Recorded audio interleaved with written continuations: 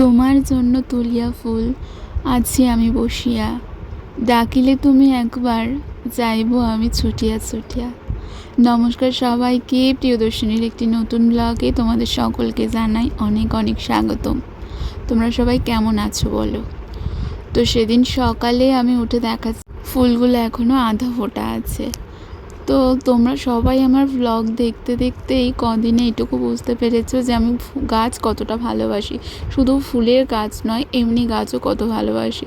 তো তারপর চলে এসেছিলাম আমার গাছেদের দেখতে, ইনডোরে যেগুলো আমি রেখেছি।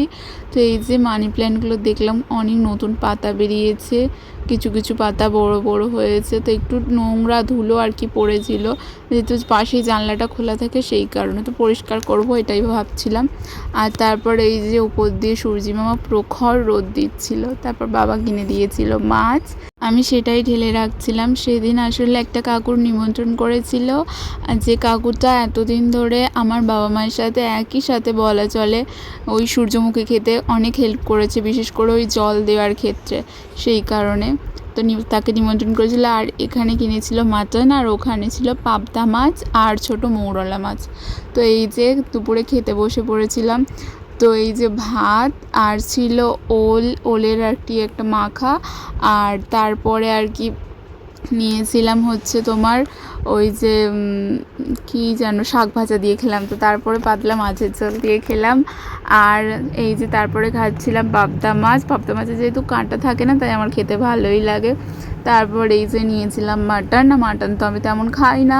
আর আলুটাই নিয়েছিলাম, তবে সেই দিন রাতের মাটনটা বেশি ভালো লেগেছিলো। আজকের মাটনের মা রান্না খুব সুন্দর করেছিল, সে কারণে ছোলা আলু দিয়ে খেয়েছিলাম।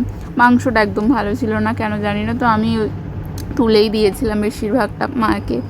তো তারপর আর কি আলুটা দিয়ে আর ভাতটা দিয়ে মাখিয়ে খাচ্ছিলাম, আমার ভীষণ ভালো লাগছিলো। আর বিকালে গিয়েছিলাম হচ্ছে সূর্যমুখী বাগানে, ওই যে ওদিকে রোদ আসছে আর এদিকে ফুলগুলো তো মুখে আলো করে কোনোটা আর কোনোটা পাশ ঘুরিয়ে দাঁড়িয়ে আছে।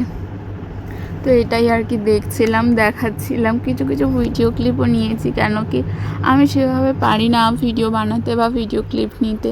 তো চেষ্টা করেছি নিতে, এটাও তোমাদের সাথে কখনো শেয়ার করব। তো তার আগেই আমি আর কি দেখাচ্ছিলাম। আর সেদিনকেও যখন গিয়েছিলাম সেদিনও প্রচুর চুরি হয়েছে দেখাচ্ছিলাম। আর এখন তো পাখির উৎপাত হয়েছে, টিয়া পাখি সূর্যমুখী খেতে আসে, কিন্তু এখন তো সে আর কি ছাতার পাখিই খাচ্ছে। আর এটা একটা ভিডিও শ্যুট করছিলাম, যেটা খুব তাড়াতাড়ি তোমরা দেখতে পাবে। আর সেদিন রাতে প্রচণ্ড ঝড় বৃষ্টি হয়েছিল, আর সেই কারণে আর কি ওদের দুজনকে মা বাড়ির মধ্যে এনে ছেড়ে দিয়েছিল, ওরা ঘোরাঘুরি করছিল। তবে হ্যাঁ, এটা বেশ কিছুটা দিনের আগের ব্লগ। ওরা প্রায় আজ ধরো 3-4 দিন বা 5 দিন বা 1 সপ্তাহ মতো হবে, 5-6 দিন মতো। আর ওদের দুজনকে দেখতে পাচ্ছি না। একজনাকে প্রথম দিয়ে দেখতে পাচ্ছিলাম না, আর এখন তো আরেকজনাকেও দেখতে পাচ্ছিল না। মনে হয় কেউ ধরে নিয়েছে, কেন কি ওরা থাকলে হাটের মধ্যে এত বাড়ি আছে, ওরা রোজ আমাদের বাড়ির ছাদের ওপরেই থাকতো, রাত্রেবেলাও ওখানেই থাকতো, আবার সকালবেলা মা খেতে দিত, খেতে আসতো। আর এই ঝড় বৃষ্টি হলে মা এনে ঘরের মধ্যে রেখে দিত। তো জানি না কেন মনে হচ্ছে হয়তো কেউ ধরে নিয়েছে ওদেরকে।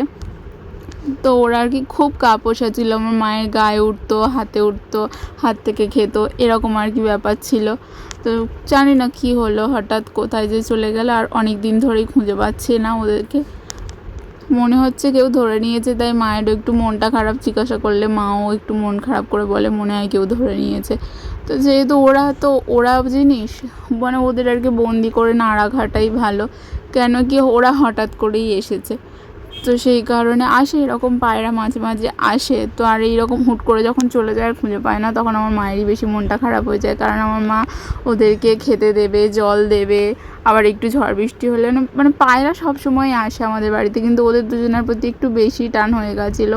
কেন কি একটু ঝড় বৃষ্টি হলে আমার মা যেখানে যা পড়ে থাকলো মা ছুটে আসে শুধু ওদের দুজনকে নেবে বলে, মানে কোথায় গেল। আর কেন আর কি পায়রা পাখি যেহেতু, একটু ঝড়ের হাওয়াতে ওরা যদি ওড়ার চেষ্টা করে বা একটু হয়ে যায়, ওদের ডানা ভেঙে যেতে পারে। সেই কারণে ওদের দুজনের প্রতি যেন একটু মায়াটা বেশি পড়ে গেছে। আর আজ চলো আমি তোমাদের সাথে একটা ভিডিও শেয়ার করি। এটা বেশ অনেক দিনের ভিডিও রেখে দিয়েছিলাম শেয়ার করবো বলে, বাট শেয়ার করা হয়নি। তো এই যে দেখো এইটার কি অল্পতেই অনেকক্ষণ ধরে এরকম প্রেস করার পরে পরে ফেটে গেল। তো প্লাস্টিকের ডিম বেরিয়েছে কম বেশি, তোমরা সবাই জানো, আমিও ভেবেছিলাম এটা প্লাস্টিকের ডিম, তাই মনে হচ্ছিল। আর ডিমটাও প্রচণ্ড শক্ত ছিল, অনেকবার প্রেস করার পর এইরকম হয়েছে। তো সেদিন আর কি, যেদিনকার ক্লিপ এটা, সেদিন আর কি কলেজ যাওয়াবো বলে তারা ছিল, তাই আর কি ওই ডিম আলু দিয়ে ভাত খেয়ে যাচ্ছিলাম। তো তারপর এই সেদিন আর কি কলেজ থেকে ফেরার পর সন্ধ্যের টাইম দিকে তখন একটু হয়ে গেছিলো, ওই 4:30 মতো বাজে। তো এই যে দেখাচ্ছিলাম, এটা আমাদের এখানকার একটা স্টেশনে এরকম আর কি বাগান বিলাসের ঝাড় হয়েছিল, সেটাই দেখাচ্ছিলাম।